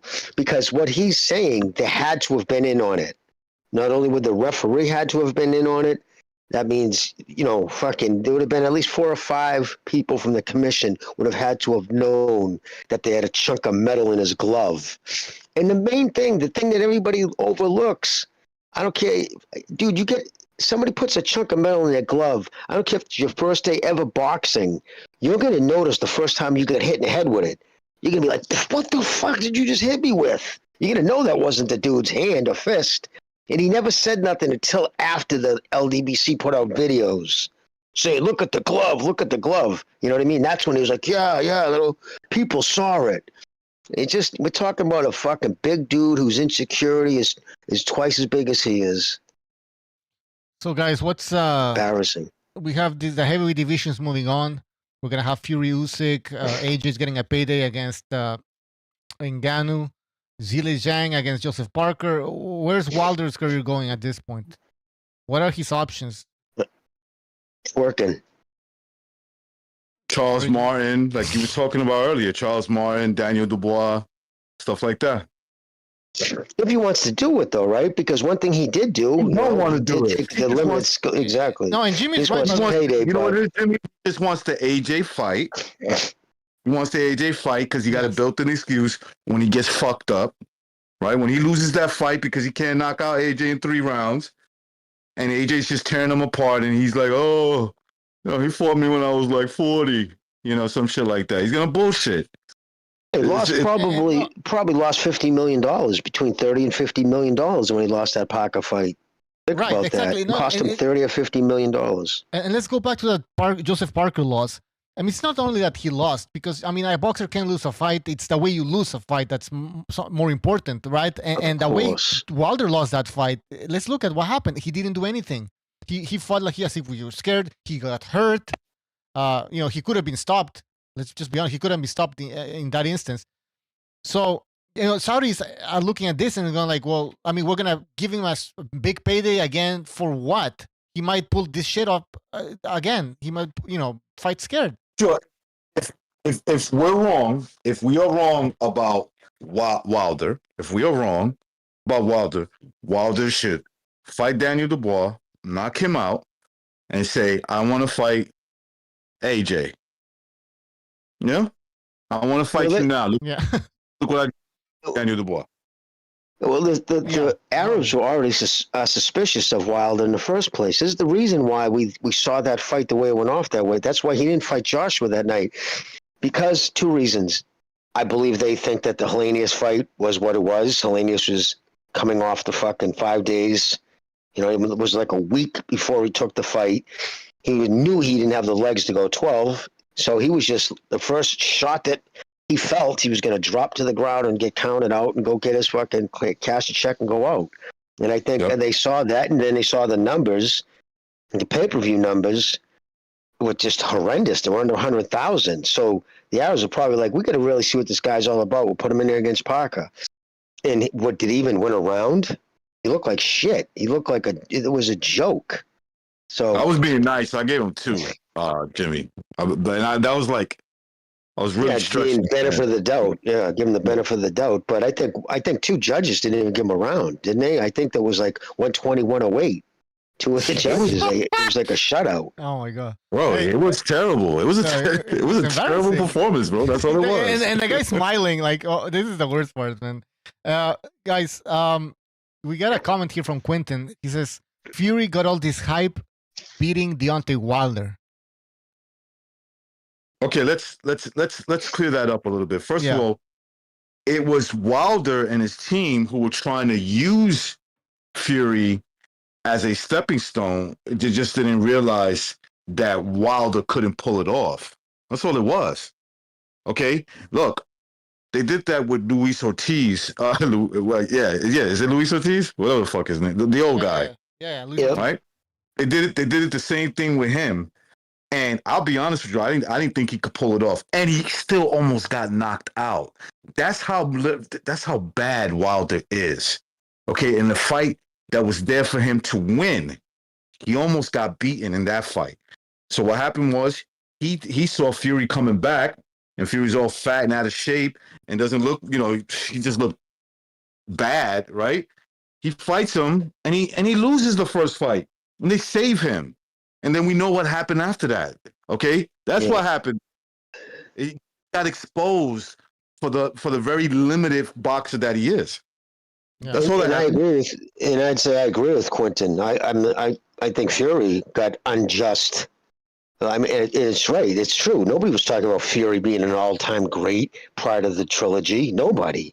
He had that one god-awful, boring performance against Klitschko, in a couple of fucking other fights, but nothing. He never really defended his title. And it was all off that Wilder trilogy. That's where, he's the greatest heavyweight of all time. Above, his fans were seeing all this ridiculous shit. And then he goes out and he fights Ngannou. I know he clearly, by his conditioning, didn't take that camp that serious. And it's still almost come back to burn him. So, yeah, no, I agree. I think Fury's got he's just the same thing. He's a hype monster, too. Interesting. So you're saying Usyk should win this fight, right, against Fury? Oh yeah, I totally believe he should win this fight. Interesting. Absolutely. Interesting. Well, we're gonna talk more about that fight as we approach it. But right now, we're gonna take a phone call. 416. You're on the air. 416. What's up, Bucho? What's up, Recognize? What's up, Jimmy? Yeah. So. Bucho, you and BDA are in Quebec, right? I mean, did you boys go to the Beterbiev Smith dance? No, I didn't go. I was in Quebec City, and I didn't feel like going. Oh, wow. That would have been a good fight, man. To be honest, I'm not really into going to a... I used to go to some fights, but it's... I don't know. I'd rather sit at home and watch it. Yeah, you get the best seats in the house when you watch it from home. In regards to you guys talking about Wilder, I mean, like, I mean, after the press conference with AJ Ngannou, it was interesting to hear Eddie say that he didn't shit all over Wilder, saying he's a done deal, like he's finished. He stated, he still has drawing power. I found that highly diplomatic of him to state that, and then state as well. Oh, kind of leaning on his the one punch knocking power. He's a one punch machine gun type shit. Deontay definitely he has a fallback. He can definitely do rap or R&B videos. His musical talent can diversify into rap and R&B. So that's one thing. But I'm glad that the Saudis, the walking tablecloth, they're realizing that they're running out of the oil money. So why not diversify the funds into professional boxing? And thank God for that, because they're putting all the dream fights that we as boxing enthusiasts are looking forward to and are super stoked about. So God bless them, man. I mean, like, fuck, they're doing shit that the other promotional fucking groups haven't been able to do in decades. So I'm glad about that shit, man. I'm super glad about it. AJ and Ngannou will be a good fight, I think. I hold AJ above Ngannou. I mean, despite what Ngannou did to fucking Fury, but this will be great, man. This is great time for boxing. I think so, and the Saudis are trying to diversify their economy. They're trying to create make it a tourist destination. They're trying to bring in big events, football, soccer, I should say. What else? WWE, and now boxing. So I think they are putting on some interesting shows, but again, we're gonna have to wait and see what happens. BDA, you want to say something? I see you jumped on. Yeah, I jumped on because the last caller said, I mean, he made a good point and everything, but he said, God bless him in regards to the Saudis. May I remind them that the Saudis will not be blessed by God until they recount, resent, right, their evil pagan ways. Because, nothing against the religion. It sounds like a fine religion, but they're going to hell. So I'm just saying, if they really want to go up to heaven and join us for the Holy Supper of the Lamb, they better, change their ways. Christian BDA coming out. No, but seriously speak. Yeah, I forgot about that one. Amazing. Also, note to any of the guys who are in like the upper longitudes in the above the equator, man. It's cold as fuck. Do not attempt to screw a chick in your car, which I did over the weekend, and now I'm suffering from having a cold. So do not fucking do that, man. Make it home. Pull the panties off at home when it's warm. Don't do it in the car, because if it's anywhere close to zero, you're gonna be fucking fighting a cold like I am right now. So if you want to get those panties off, get them back in midair. Home. Did it freeze in midair? Yeah, what the fuck? Fuck. Recognize. I won't say no. Them freeze, man. It was I thought the body warmth would be good enough, but my God, man, if the car's not on and running, then you're playing a bad fucking a bad tune, man. The next day, and I'm suffering for it now. So, right. Boys, you take a girl, bring her back home, man. Bring her back home. Take some rest, and take some vitamin C. All right, take care. Definitely, and vitamin D. Vitamin D. Magnesium. All right, well, let's take another phone call here, guys. 301. You're on the air. What's up, everyone? What's up? I got finished at the gym doing the forearm exercises, and I'm not just talking about the girls in tights. I just wanted to give my thoughts on Beterbiev. Obviously, there's not much to say about the Smith fight, other than that guy's power is shocking. And I mostly agree with the points regarding Bivol, but the one thing I noticed about Bivol in his last fight, I think Gonzalo or Jimmy mentioned this, the guy doesn't know how to hook. He can't throw a hook to the body at all. He only fights in a very pure pendulum style and does literally nothing else.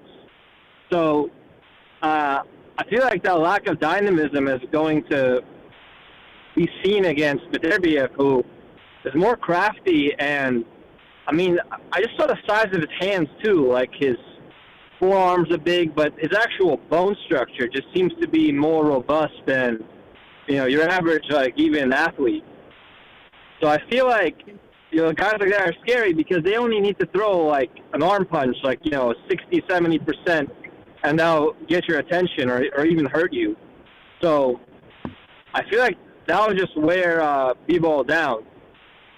I mean, he's old, right? So any day now that could catch up to him. But well, I mean, they're both. Yeah, Bivol's younger.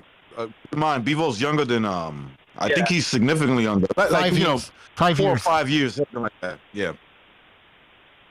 I'm sorry. Yeah. Go ahead. That's the only thing I think Bivol has going for himself.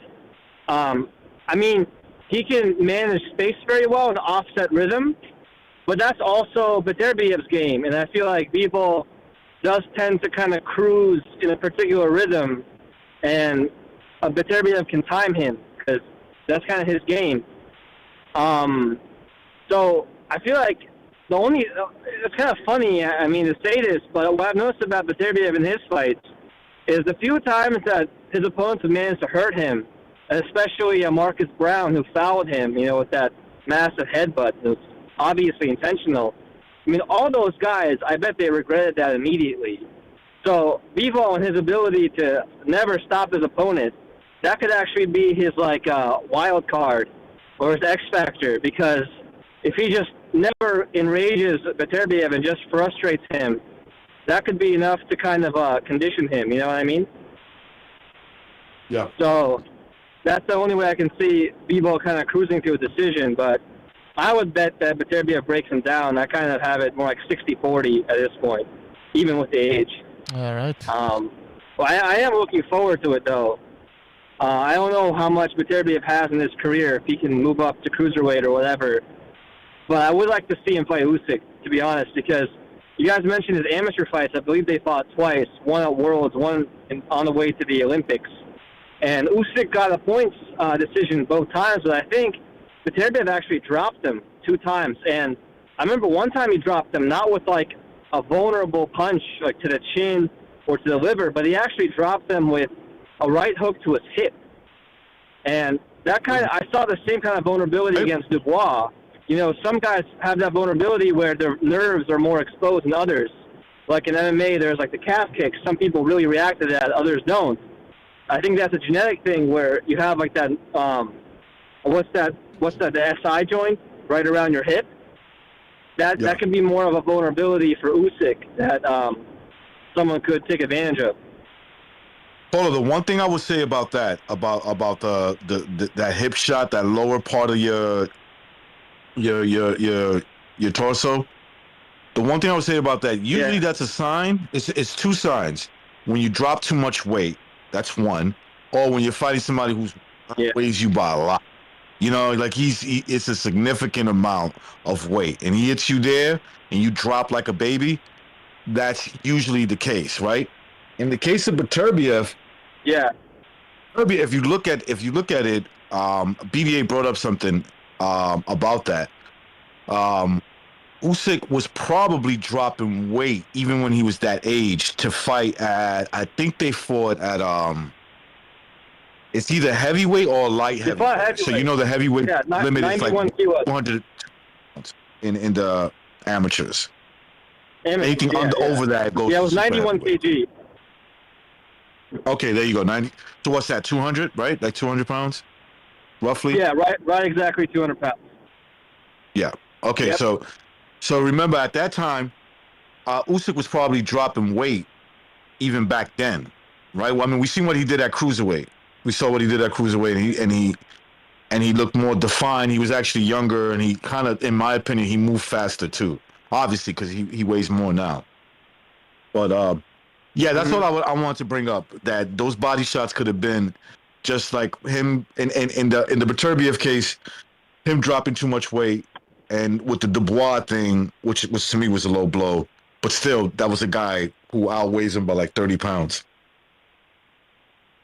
Yeah, I think Dubois actually only weighed about 235, so yeah, weighed about 15 pounds. Okay, sorry, 15 pounds. Obviously, yeah. he's still bigger, taller, a bigger frame, upper body wise, but I still feel like it's just an inherent vulnerability of the nerve because he dropped like a sack of potatoes. You know, he dropped like immediately. That's usually like a nerve pain thing. You know, like the electric signal just goes and you just drop. So I feel like that's an issue of his. So I know that Beterbiev is older, and the Usyk's at heavyweight and probably outweighs him by a bit now. But I don't know. I still feel like there's like a bit of that, you know, Riddick Bowe, Lennox Lewis thing, right? Where Bowe was more like proficient as a boxer, better fundamentals, better jab. But Lennox was just meaner. He had an older brother syndrome. And I feel like with the war and the modern day Ukraine, version of dynamic. Jack Dempsey and Gene Tunney. Both of those guys. Yeah, that too. That's also especially with the Bivol day version comparison. of them. And I think Gene Tunney is a much more willing fighter than Bivol. So I think although Bivol did come back in that 12th round after he was hurt by Smith, so he does rise to the occasion. But he also had that thing against Isaac Chilemba in like I think HBO's last broadcast, where he was really upset that he had a big what do you call it? You know, like when you're like I'm forgetting the term, but when you get an inflammation and swells on top of your eye, you know, not a contusion, like but hematoma, you know what I'm talking about? Right? Hematoma, yeah, hematoma, exactly. Yeah, he had a hematoma against Chilemba, and he was very kind of wary in that fight because of that. So I think he's going to have a lot more to worry about against Beterbiev, who can literally break your bones with like an arm punch. So the thing about Beterbiev is that I think it's the fight out of you, and he beats the will out of you. So that's his game plan. Yeah, exactly. He does it every fight too, man. Every fucking fight, he beats the will out of these guys. Yep. So, yep. Yeah, I know he was punishing Brown intentionally because he was really kind of like throwing like faster combos, touching him, you know, right hook to the body, uppercut. He throws that Tyson combo. It's kind of funny. It's like White Tyson, you know. It's fun to watch him. You get like this real savage feeling. I don't know if you guys saw, I think someone posted in the Discord, like Lionel Thompson said he sparred Beterbiev, and he said that was the worst thing he ever went through, even including the time he got hit by a car. So that's a funny anecdote to put things into perspective. A lot of his sparring partners talk about how they'd have to like strategize like 5-6 guys because they come in every 2-3 rounds, and be like, yeah, so you know, if there's like a guy who was just there surviving, they'd all be yelling at him like, no, you gotta wear him down. You gotta wear him down for the rest of us, you know, or else we don't have a chance. Hey, Cola, I would say it's funny when a guy has mystical stories. I'm not saying, but Beterbiev could be. Bivol could beat Beterbiev, but he almost has to fight a perfect fight, and that's the thing that I don't. Exactly. That's what I don't count on a fighter when you're fighting another elite fighter, especially someone like that you're gonna be perfect all you know. Yeah. The whole fight for every second. What I mean by that is he can't get tired. He cannot wear down. Because if he does, you can. Sorry, go ahead, BBA. Well, no, I mean that's one thing you can count on Bivol, right? It's stamina. I mean, when we were doing the category rankings a couple of months ago, he came up with, I forget if we voted for him to have the best stamina, or he was one of the contenders for best stamina in boxing. But again, your stamina is only as good as, for the most part, as your opponent. In other words, if Beterbiev, there's a reason why he's knocked out everybody he's faced, because he knows how to put that pressure, and he knows. That's the thing about Beterbiev. I was saying that Beterbiev is one of the closest things we have to an old school Golovkin. Not obviously they're different fighters, but in the sense that nobody can seem to get past him. Nobody seems to be able to figure out how to beat this guy, and that's the thing about the difference between Beterbiev and Golovkin is Beterbiev goes to the body more often. Remember Golovkin? There were points where we were saying, "Hey man, this guy, if he went to the body, he would serve him very well." Beterbiev actually does go to the body, and he's got this straight right to the body, that seems to, usually guys, they throw right hands to the body and they don't see much damage being done, so they stop doing it. This guy hurts. Look, watch that Gvozdyk fight. He was landing some thudding right hands, straight rights to the body. So he can hurt you with every fucking punch. So that is a dangerous man right there. So like you said, Bivol, he better fight the perfect fight if he wants to win, or if he wants to make it out of the 12th, let alone win the fight. Yep. Yeah, absolutely. I mean, he would have to do more than just stay disciplined. He'd have to change his rhythm because, like I said, Beterbiev has his own set of skills. He times people. Like, he does that thing where he's so used to catching the lead hand, and that's the thing I don't like about Bivol's chances. He's a very lead hand-driven fighter, and Beterbiev has his gloves. Chile Relleno for his super chat. He says, "I got Beterbiev caving chicken little faces facing caving chicken 75 because as in the amateurs, you don't worry so much about, you're not trying to boil yourself down to the optimal weight because you fight more often. You know, in the amateur, you could fight every other weekend in certain tournaments or whatnot. So you're not really trying to, you usually fight a little heavier, than you do as a pro. Jimmy at 6 feet, 200 pounds. That's perfect weight. That's a guy who's muscled up, right? And in his case, he's always been, I think probably more now, he's always been like, all his weight comes from his muscles. Yeah. All right. And he hurt Usyk with a boat. What's up, Ucho? No, sorry, we're back now. We're live, and shout out to Don Chile Relleno. He says, "I got Beterbiev caving chicken little's face in." So Beterbiev, he's speaking Beterbiev. Go ahead, Jimmy. What are you talking about? I know we were just discussing how when Usyk fought Beterbiev, it was in the 2011 Worlds, and it was an upset. Usyk beat him. He unseated the number 1 seed. Beterbiev going into the Worlds was the number 1 ranked heavyweight, and Usyk did an upset by beating him. And although Usyk was hurt by a body punch that he claimed hit him in the hip bone, a hip flexor, but it was still counted as a knockdown. But in the amateurs, that's no different than a punch to the face. They don't count. You don't get extra points for a knockdown. Mm-hmm. Oh, it seems like most people are now jumping on the Beterbiev bandwagon now that he stopped Calvin Smith. Is that a fair assessment of what boxing fans think? What is it as far as beating Bivol? Yeah. Seems like that's it. Well, doesn't really change much for me. It's his style. I mean, because you're never going to confuse Callum Smith with, Bivol.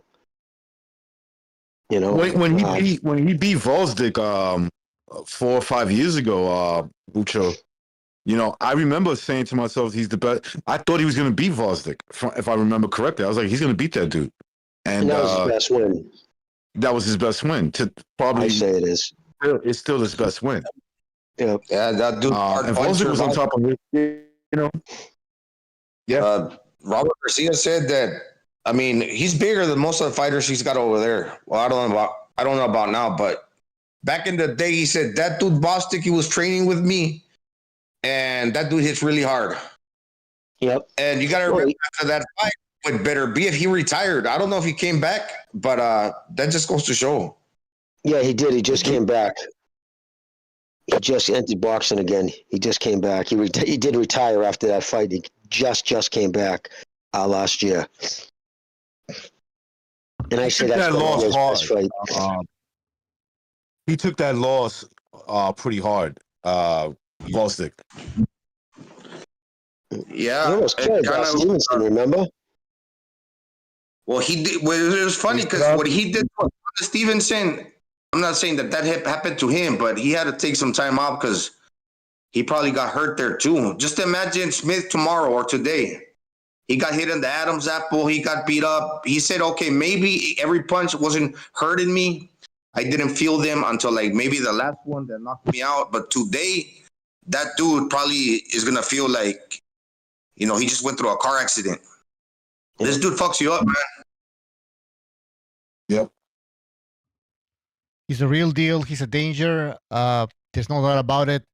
The only fight left now for Beterbiev is that Bivol fight. And if we get it this year, I think that's Man, this is a great fight. This is even a historical fight in the light heavyweight division. When was the last time we had an epic fight in the light A heavyweight division? unification? Yeah, I mean, this is a unification fight. When's the last time there's been a unified light heavyweight for Roy belt era? Jones? Has there even been? Has there been? Roy Jones? I think Roy Did Jones he, is did he unify it? Roy Jones when he got all the belts, except the WBO. But at that time, the WBO didn't even fucking count. I think that's the last time we had it. Oh no, wait, Jean Pascal against I don't remember. But anyways, this is a great fight. This is a great fight. In the chat, what are people saying? Antonio says Beterbiev and Bivol will be prepared for each other. And that's for sure. That's for sure. They're gonna take this seriously, obviously. Jonathan in the chat says the real pound for pound fight, not that Crawford Spence garbage. Interesting.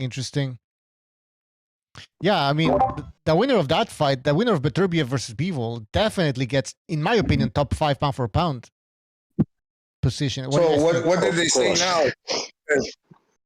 Suleiman was trying to get involved and kind of banned them from fighting each other because they're Russians. Did that get resolved and stuff? Yes. The Saudi Arabia is going to put up the money, and WBC realized, well, shit, if we want to get our slice, we better get involved. Yeah, funny how that went to the side once. But yes, from what's being reported as of prior to the fight, Bivol has already signed the contract to fight Beterbiev. They were just waiting for Beterbiev to ink his name onto the contract. Great fight. Jimmy, what are your thoughts on Saudi Arabia and these boxing events that they are starting to put on together? What did we learn in 2023? If you think about it, right? 2023. The one thing we learned was, at least for me, when it comes to money, everything changes, right? What was Spence's stance on not making the Crawford fight? Is that he deserves the lion's share of the money. As soon as somebody came up with money that was good enough for him, he didn't care what Crawford got, right? So, because from the way I understand it, Crawford got 50% of the payday. So it's all about money. And that's all they care about. But so WBC. Okay, you're talking doesn't about WBC. care about Russia and the Ukraine. They don't care about that shit. That's a good point. Bivol lost. He got a lot of fame and popularity, and it was like short-lived after the Canelo fight. But I think he lost a lot of clout because he took time off, and the way he beat Linton Arthur, yes, it was dominant, but it was sort of boring. Kind of exposed him for being a great fighter, yes, but very one-dimensional. And like I said, that dimension pays off. I mean, it wins. But where does he go from here? Aside from that fight, that the Beterbiev, because this would put respect on both of them dudes' names. It hasn't been long lasting for Bivol, the popularity, but when it comes to trying to establish legacy, I don't care if you're Russian. If you fight Bivol, and if you're Bivol and you fight Beterbiev, the winner solidifies his position as one of the greatest light heavyweights of all time. Because right now, even Bivol got like 9 title defenses. He's already third of all time. The other dude, 21 fights with 21 knockouts. You're not going to tell me that the winner, just because he's Russian, doesn't deserve the time of day to where they mention his name and he becomes mainstream? Because the Canelo win didn't do it for him. But this probably could. The world can't continually keep looking away from you because that's bias also. That's a good point. And what you mentioned... Yeah, go ahead, Jimmy. Go ahead. I was just saying he squandered the momentum his name had. The people running his career, they tried to make the Beterbiev fight. Bob poo-pooed it. He should have jumped on anybody. He was too busy. You're not going to force Canelo into something, regardless. Even if Canelo wanted it or not, you're going to go at his terms. And if he didn't want the fight at that time, move the fuck on. He should have struck at the coals, struck while the fire was hot. The coals were still burning, and he didn't. And he let the momentum of beating Canelo, they squandered it. They totally screwed up. And also your question, Bucho, about Saudi Arabia, what do I think about them and all the money behind this? it kind of goes down to this. There's a handful of people in Saudi Arabia. It's a family. The government's just basically one big family, and it's certain people in the family who are for boxing, for sports. From what they're saying, there's people, though, in the family, too, who are totally against it all, saying this is a waste of time, this is what we shouldn't be going after, because we don't want to bring decadent Western style. Put it this way, the more, not militant, but the more strident religious sect of the family wants nothing to do with this, because it brings in prostitution, it brings in alcohol, it brings in a lot of stuff that, because they, what's part of the Muslim religion, they follow that real strict, that comes out of there as a sect. Yes, thank you, brother. Yeah. Yes, exactly. The people in the family who are real strict in that aspect want nothing to do with this decadent Western stuff. So it kind of comes down to the right people are in charge right now, but that could change if they, changed who's in charge of that. Yeah, it's true. But if they continue on this path, could it be good for boxing? I mean, they're making the fights that fans want. Well, you know what'll happen? You need to get Saudi Arabian fighters. If they don't generate some fighters at home, it'll lose interest and it'll eventually fall. It'll stop happening there. If in itself all of a sudden gets a bunch of kids in Saudi Arabia, say boxing becomes popular there, yes, I can see that becoming almost even the hub, the new Mecca, for boxing. But if their the citizenry don't get into it, and they don't start putting out boxers, no. It's just I don't see it sustainable. There's no sustainability. Yep, I agree. And I think they've talked about that. Eddie Hearn talked about that during the first press conference that they had for the first event. I don't remember which one he was, but he was talking about, like how I think they wanted to develop young talent there. Maybe they are working on that. Who knows? But definitely they need Arab. 6 years, so it takes decades. No, of course. Yeah. It's not gonna be next year, right? Yeah, the first match that come out is not really. Who guarantees that a great fighter is going to come out all of a sudden? Yeah. It's usually about 20 years. You're right, Gonzalo. It usually takes about 20 years to develop a good program. All right, guys. I think we're gonna end the show. We're gonna keep it short for today, but we're gonna try and have more shows this week. We're working on a project. I think you guys know what it is. It's gonna be coming out soon. All right. Having said that, guys, on Discord, thank you for joining us. We'll see you next time. All right. Take care. Have a good night. Good night, brother. All right, everybody on YouTube, thank you for being on the show. Sorry about the internet connection. Kind of fucked up there a little bit. But we will be coming back this week. Although we don't have any major fights this weekend. I don't even think there's boxing this weekend. I have to check. But we have a project that's coming out. You know what it is. Stay tuned. Good night.